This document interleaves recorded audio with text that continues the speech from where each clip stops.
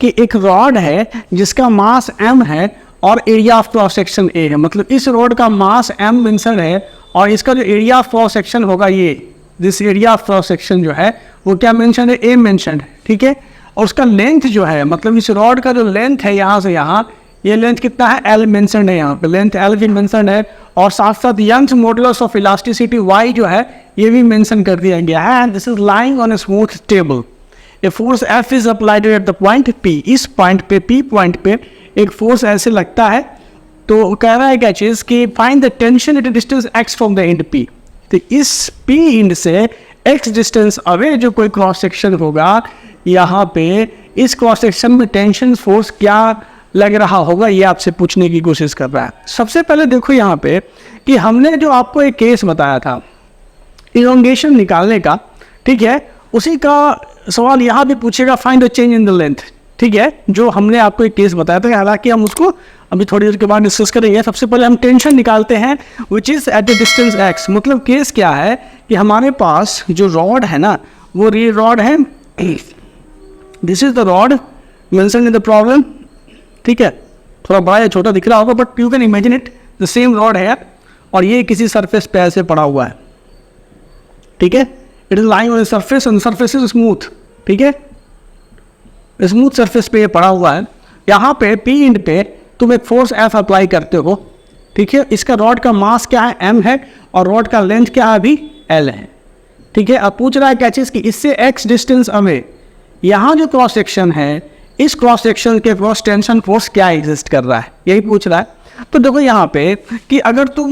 As a rod इसको whole consider करो तो ये रॉड क्या होगा, इस पे एक अनबैलेंस्ड फोर्स F एक्ट कर रहा है, इसका मास m है, ये फोर्स इसको एक्सिलरेट कराने की कोशिश कर रहा होगा। तो एक्सिलरेशन ऑफ द रॉड जब तुम लिखोगे,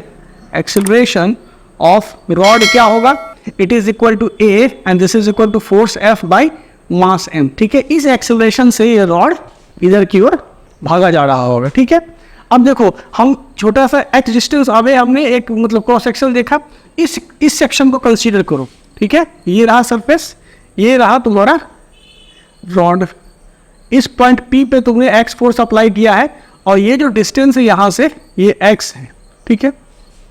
तो अब ये देखो यहाँ पे, यहाँ सपोज करो टेंशन फोर्स जो है इधर T लग रहा होगा, टेंशन फोर्स यहाँ पे T लग रहा होगा, ठीक है। तो अब देखो ये जो टेंशन फोर्स है और यहाँ पे तुमने क्या रखा है, यहाँ पे तुमने इसको फोर्स F अप्लाई किया हुआ है, ठीक है। और ये पूरा ब्लॉक चूंकि पूरा रॉड ही एक्सीलरेट कर रहा है, मतलब ये जो है तुम्हारा मास A एक्सीलरेशन से इधर भागा जा रहा है। तो तुम कहीं ना कहीं लिख सकते हो क्या चीज़, न्यूटन्स लॉ अगर लगाओ इस x डिस्टेंस, इस छोटे से क्रॉस सेक्शंस पे न्यूटन्स लॉ अगर लगाओ तो तुम क्या लिखोगे कि ये लिखोगे कि फोर्स, नेट फोर्स क्या हो गया, F minus tension force T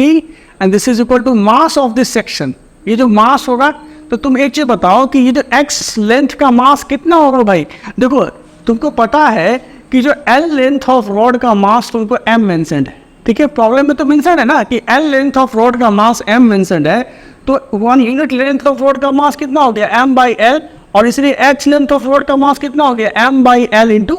x, ठीक है, समझ में आई बात। तो ये हो गया तुमको नेट फोर्स इस रॉड पे क्या लग रहा है, is equal to mass of this rod, मतलब m by L into x, mass हो गया इस रॉड का, इंटू एक्सिलरेशन जो तुमने निकाला है a, this is equal to F by m, force F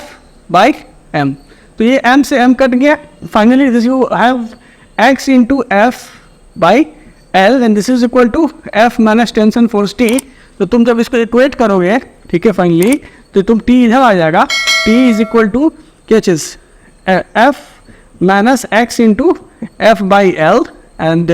this is equal to what, F common ले लो तो 1 माइनस x बाई L। तो this is equal to the tension force T, this is a tension at a distance x from the end where the force is applied. This expression gives you the tension at a distance x from the end where the force is applied. ठीक है, ये बता रहा है इसी में क्या tension लग रहा है, ठीक है, वही चीज मैं कह रहा हूँ। ये क्वेश्चन टेंशन तुम्हें दे दिया, टेंशन तुम्हें निकल गया,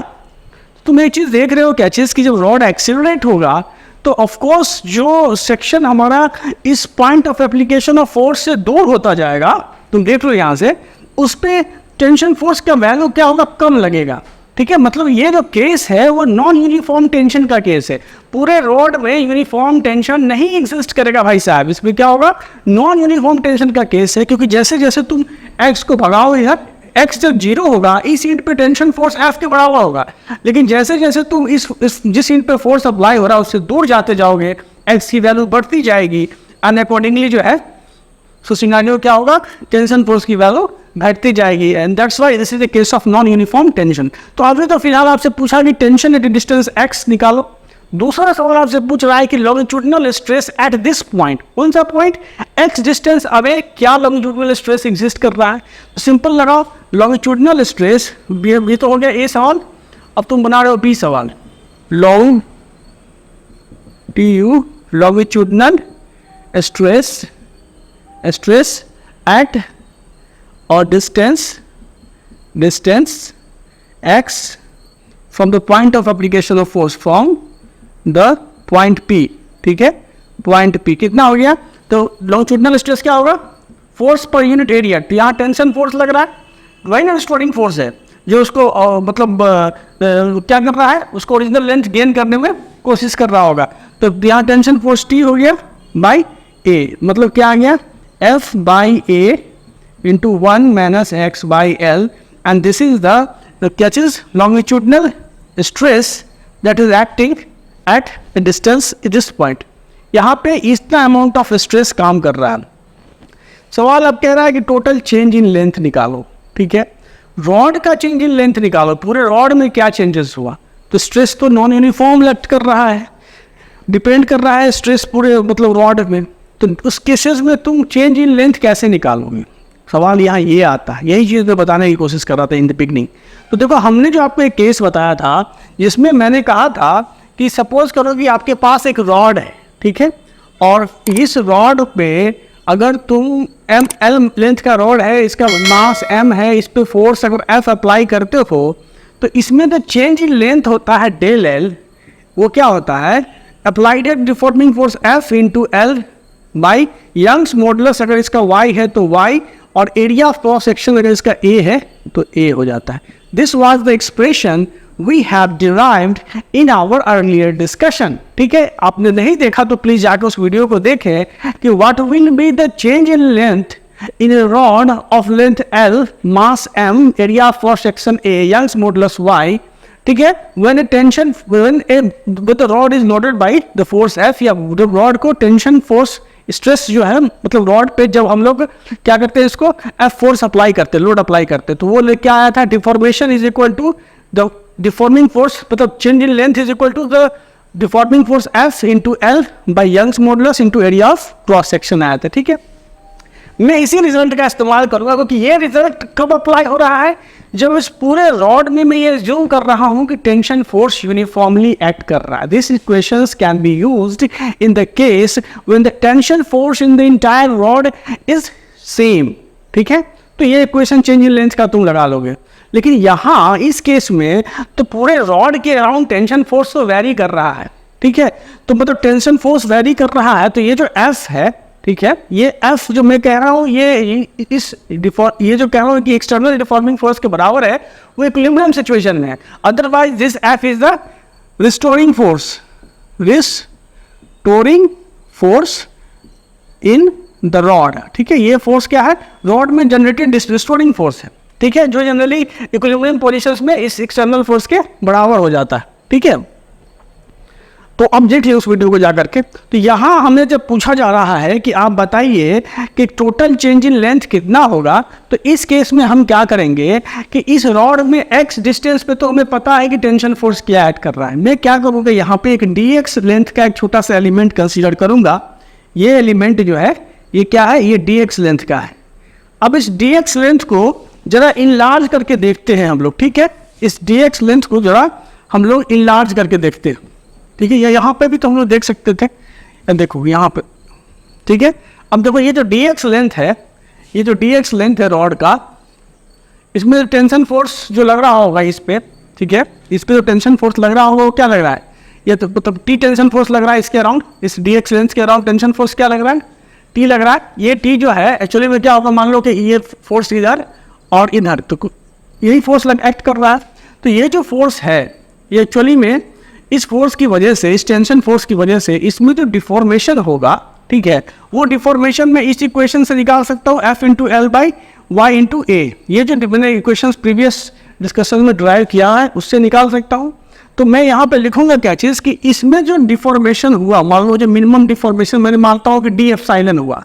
इस dx लेंथ में जो डिफॉर्मेशन हुआ d epsilon, and this is equal to what, this is equal to जो फोर्स लग रहा है। तो अभी फोर्स क्या लग रहा है इसमें, टेंशन फोर्स टी एक्ट कर रहा है, ठीक है, the tension force T into original length क्या है इसका dx बट्टा Young's modulus y area of cross section A. This is what, this is the deformation in elemental length dx, ठीक है। ये क्या है, यह है deformation in elemental length dx, ठीक है, dx लेंथ में ये डिफॉर्मेशन हो रहा है। तो अब जरा देखो, मैं यहां से ऐसा करता हूं, this is the deformation in the elemental length dx। तो टोटल डिफॉर्मेशन क्या होगा, तो t की तो वैल्यू तुमको पता है यहाँ पे। तो टोटल डिफॉर्मेशन जब मैं निकालूंगा, क्या चीज, total deformation and this is equal to what, integral of, ठीक है, डी एप्सिलॉन। मतलब ये जो एलिमेंटल डिफॉर्मेशन हुआ है उसका मैं इंटीग्रल कर देता हूँ, and this is equal to what, तो इसका इंटीग्रल करेंगे तो ये क्या हो जाएगा, ये हो गया जो टेंशन की वैल्यू है यहाँ पुट कर दो, F into 1 minus x by L, ठीक है, इंटू यहाँ पे dx बाई यहाँ पे y और into area of cross section ए, ठीक है। तो अब देखो यहाँ से इसको जो x की वैल्यू है वो कहाँ से कहाँ होगी, लिमिट यहाँ 0 टू यहाँ पे l होगी, दिस इज 0 टू l। अब यहाँ से देखो तो मैं ये कह सकता हूँ कि f, ये यहाँ से 1f बाई y इंटू में a में बाहर निकाल लेता हूँ, और ये हो गया यहाँ पे dx, मतलब इसको जब इंटीग्रेट करोगे तो क्या आ जाएगा, dx आ जाएगा x, और ये हो जाएगा minus of x square by twice of l, क्योंकि l कांस्टेंट है, और ये हो गया 0 to l। So finally what is this, f by y into a, और ये हो गया l माइनस, ठीक है, l square by twice of l, बाकी तो 0 ही हो जाएगा, l से ये कट जाएगा, तो ये हो गया f by y into a और इंटू यहाँ पे l by 2। So total deformation जो आया एप्सिलॉन की वैल्यू, ये हो गया f into l by y into a to twice of y into a। This is the total deformation, this is the total change in the length, ठीक है। ये जो मैंने निकाला है ये क्या है, ये है total change in length, total change in LENGTH length, ठीक है। और ये पूछ रहा है कि total strain in the rod क्या हुआ, तो टोटल डिफॉर्मेशन मैंने निकाल ही लिया है, तो स्ट्रेन क्या होगा, टोटल डिफॉर्मेशन बट्टा ओरिजिनल लेंथ L। जब इसको L से डिवाइड करोगे इस वैल्यू को तो क्या आ जाएगा, F by twice of y into a, and this will be the total strain in the rod, ठीक है। तो ये जो बहुत छोटा सा सवाल था, लेकिन एक चीज़ को आप ध्यान रखें कि वो जो रिजल्ट आपने ड्राइव कर रखा है कि अगर मान लो कि ये रॉड है और ये किसी सपोर्ट से लटका हुआ है, और इस पर अगर मान लो डिफॉर्मिंग फोर्स F अप्लाई करते हैं, तो उसमें जो डिफॉर्मेशन होगा वो आप ऐसे निकालते थे कि F into original length L बट्टा y into a, this is equal to del L। तो ये जो लेंथ चेंज इन लेंथ का इक्वेशन है वो तब वैलिड है जब इसके अंदर जो टेंशन फोर्स डेवलप हो रहा है वो throughout the length uniform है। लेकिन ऐसे सवालों में जहाँ tension force throughout the length vary कर रहा है, अकॉर्डिंगली इसमें डिफॉर्मेशन भी वैरी करेगा। तो ऐसे केसेस में हम लोग एक एलिमेंटल लेंथ कंसीडर करते हैं, और उस एलिमेंटल लेंथ के अराउंड हम टेंशन फोर्स को यूनिफॉर्म एज्यूम करते हैं, क्योंकि कितना बदल जाएगा। अगर एक छोटा सा स्ट्रिप मैंने लिया तो इसके अबाउट इधर या इधर जो टेंशन फोर्स होगा वो कितना बदलेगा, तो वो एक एलिमेंटल चेंज होगा, जिससे कि कुछ खास मतलब इक्वेशंस में डिफरेंस नहीं आता है। तो इसीलिए उस केसेस में हम लोग इसको एक कांस्टेंट मतलब टेंशन फोर्स का एलिमेंट मानते हैं कि इस छोटे से एलिमेंट में जो टेंशन फोर्स का डिस्ट्रीब्यूशन है वो यूनिफॉर्म है, और तब हम लोग इस इक्वेशन को इस्तेमाल करके जो है सो इसमें जो एलिमेंटल डिफॉर्मेशन प्रोड्यूस हुआ उसको कैलकुलेट करते हैं, और फिर इंटीग्रेट करके हम टोटल डिफॉर्मेशंस क्या आ रहा है वो कैलकुलेट करते हैं। तो ये कुछ मिसलेनियस क्वेश्चंस है, आई होप कि समझ में आया होगा आपको, और अगर नहीं आता है तो प्लीज़ आप कमेंट करें, हमें बताएं कि हम इस कंटेंट को बेहतर से बेहतर कैसे बनाएं।